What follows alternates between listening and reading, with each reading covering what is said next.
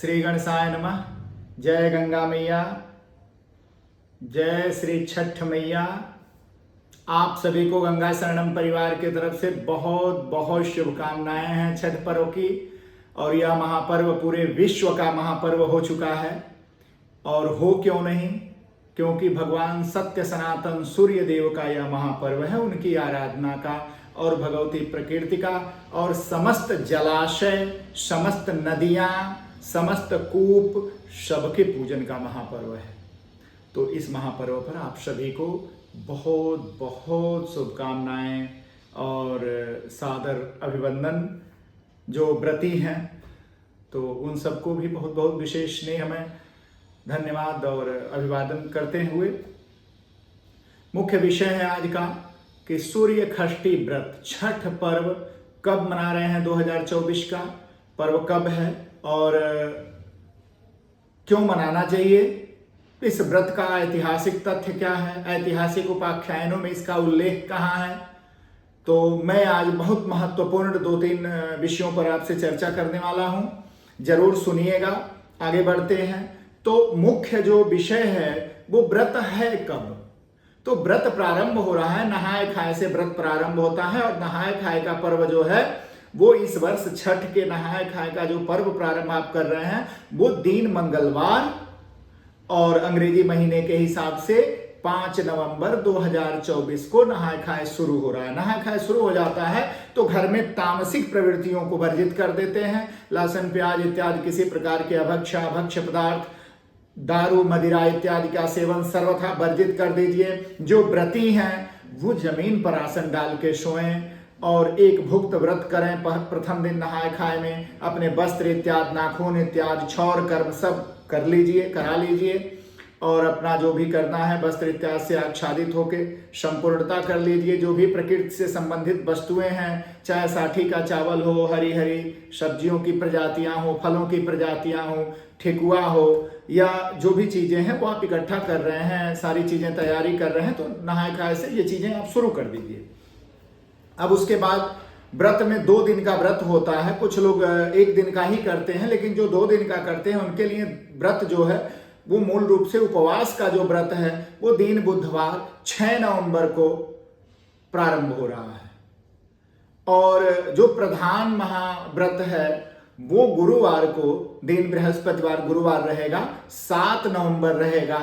और ये प्रधान व्रत है और इसमें संध्या समय में शाम को सूर्य को अर्घ दिया जाता है। जहां आप नदी तालाब के पास अपने सपरिवार पहुंच गए हैं, अपनी डाली लेके, अपनी सारी चीजें लेके, और वहां आप कर रहे हैं, व्रत कर रहे हैं। बहुत सारे लोग जलाशयों के पास ही रात्रि को विश्राम करते हैं। बहुत सारे लोग जो नजदीक के हैं घर वापस आते हैं, कुछ लोग कोशी भरते हैं। तो इस तरह बहुत सारी तैयारियां करते हैं। और ये महापर्व है, उमंग का पर्व है, उत्साह का पर्व है, निरंतरता का महापर्व है।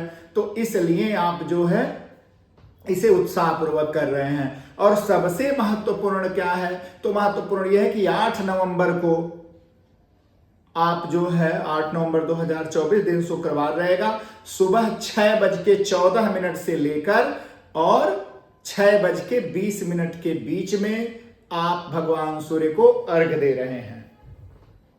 सुबह के अर्घ्य का ये विशिष्ट समय है जो मैं आपको बता रहा हूं। तो सुबह आप अर्घ्य देंगे, अर्घ्य देने के बाद भगवान को प्रणाम करके वापस हो रहे हैं, प्रसाद ग्रहण कर रहे हैं। सभी छोटे बड़ों को मिलना जुलना, प्रणाम करना, एक दूसरे का अभिवादन बंदन करते हुए शत्रुता भूल के मित्रता पूर्वक अपने मन की कटुता को त्याग दीजिए और प्रेम पूर्वक परिवार में नए उत्साह, नए एनर्जी, नए तरंगों के, उमंगों के साथ एक दूसरे का अभिवादन बंदन करते हुए घर आइए और पारणा करिए।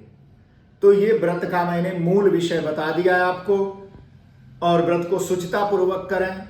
और अगर कोई भाई बंधु नशापत्ती करते हैं तो उसे त्यागिए इस व्रत पर।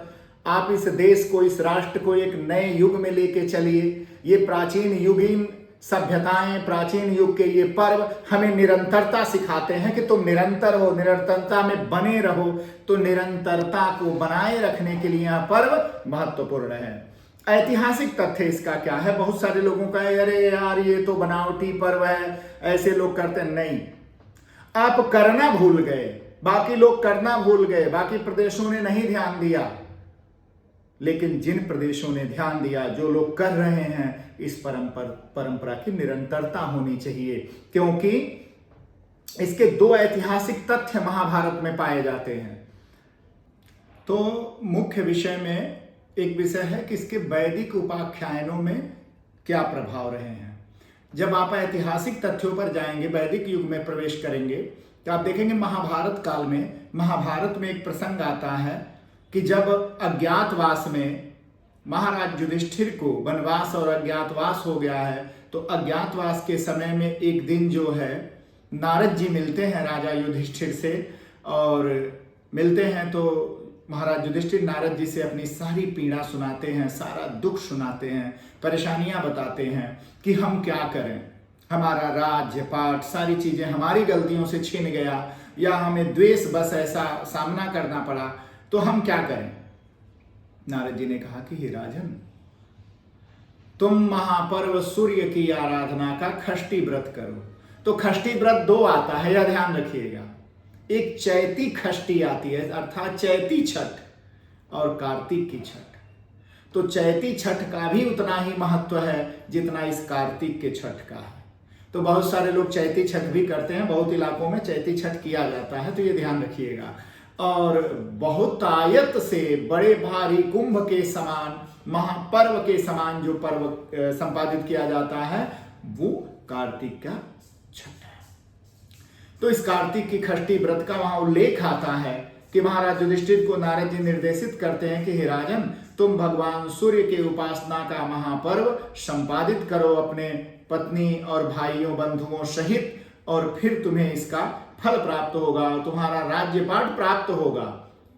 तो उन्होंने अपने बंधु बांधवों सहित इस व्रत को किया था महाराज युधिष्ठिर ने, और उसके प्रभाव स्वरूप उन्हें उनका खोया हुआ राज्य प्राप्त हुआ, युद्ध में विजयी हुए और भारतवर्ष का शासन मिला उनको।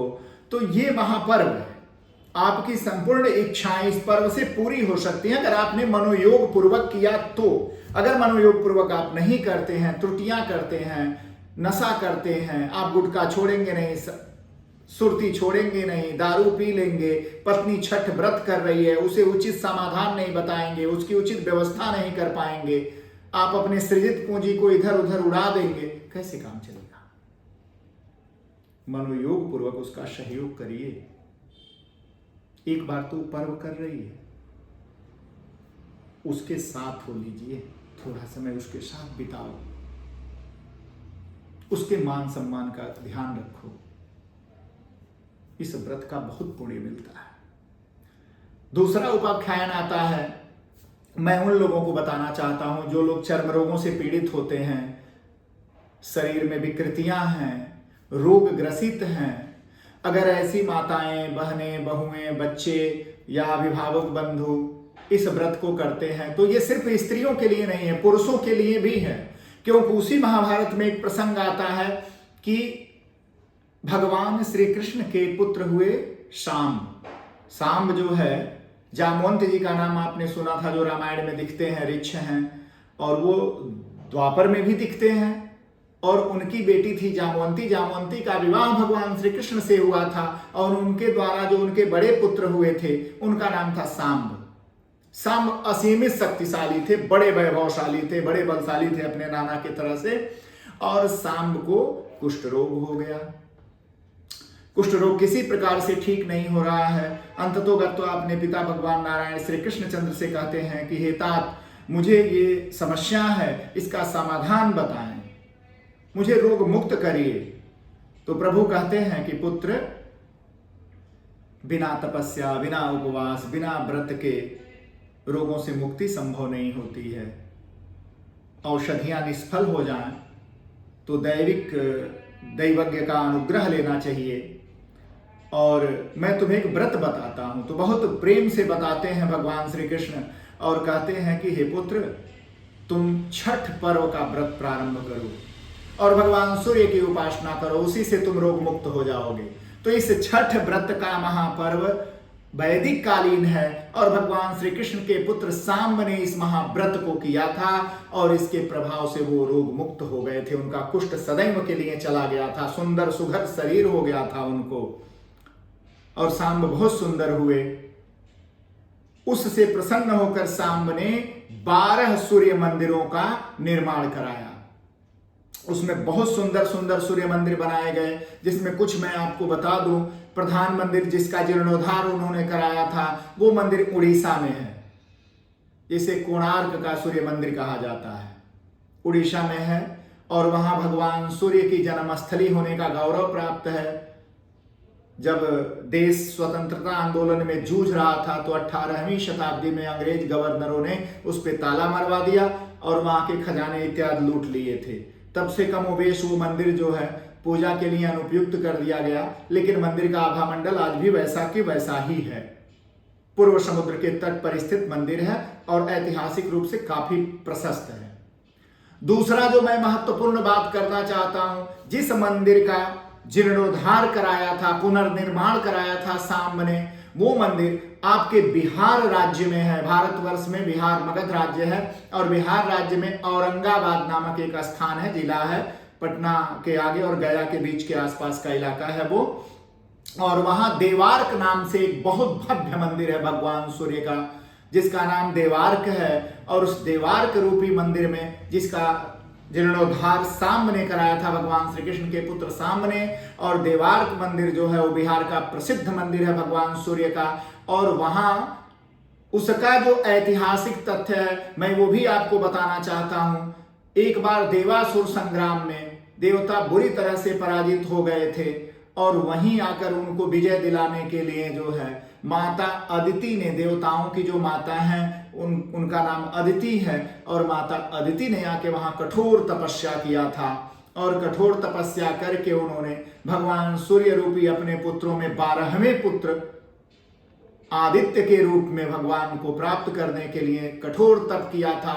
वहां आज भी एक कुंड है, सरोवर है, और उस पे तपस्या से जो है भगवान नारायण प्रसन्न हुए थे और उन्होंने स्वयं माता अदिति के यहाँ पुत्र होकर और असुरों पर उनके पुत्रों को विजय दिलाने का वरदान दिया था, वरदान प्राप्त हुआ था वहां माता अदिति को। तो इसका प्रभाव आज भी वहां आप देख सकते हैं। और बिहार के औरंगाबाद में देवार्क मंदिर है भगवान सूर्य का प्रसिद्ध, वहां लोग जाते हैं और जाके वहां जो है अपने वैभवशाली अतीत को याद करते हुए बहुत सारा आशीर्वाद प्राप्त करते हैं। और विशेष करके जिनको संतान की समस्या है वो लोग भी वहां जाते हैं तो उन्हें पुत्र संतानों की प्राप्ति होती है। और वैसे भी षष्ठी व्रत के प्रभाव से संतानें प्राप्त होने का बहुत सारा उदाहरण प्राप्त होता है। तो ये तो ऐतिहासिक तपस्थलियां हैं जो मैं आपको बता रहा हूं।